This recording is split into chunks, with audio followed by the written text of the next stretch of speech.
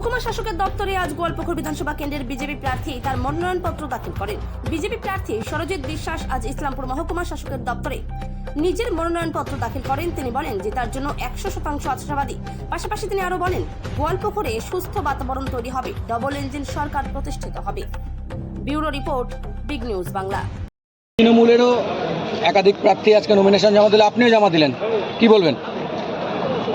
প্রথমেই আমি আজকে হনুমান জয়ন্তী, শ্রীরামের সবচেয়ে অনন্য ভক্ত শ্রী হনুমান, তার আজকে জন্মদিনটিতে সকলকে আমি ধন্যবাদ জানাচ্ছি।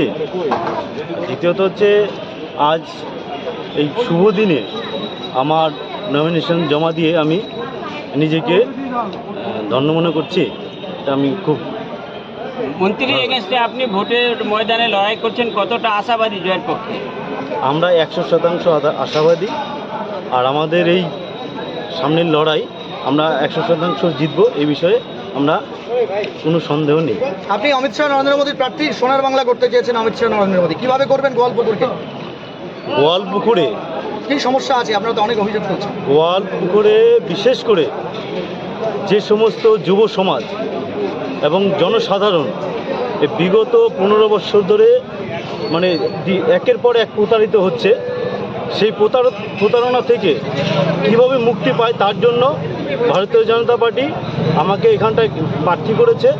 আর আমরা এই গোয়ালপুকুরে এই 30 নম্বর সিটটা নরেন্দ্র মোদীর হাতে তুলে দিয়ে ডাবল ইঞ্জিনের সরকার এই পশ্চিমবাংলায় এনে আমরা গোয়ালপুকুরকে ভালো একটা জায়গায় নিয়ে যাব এবং সুস্থ পরিবেশ, গোয়ালপুকুরের সুস্থ বাতাবরণ তৈরি হবে, এটা আমার বিশ্বাস।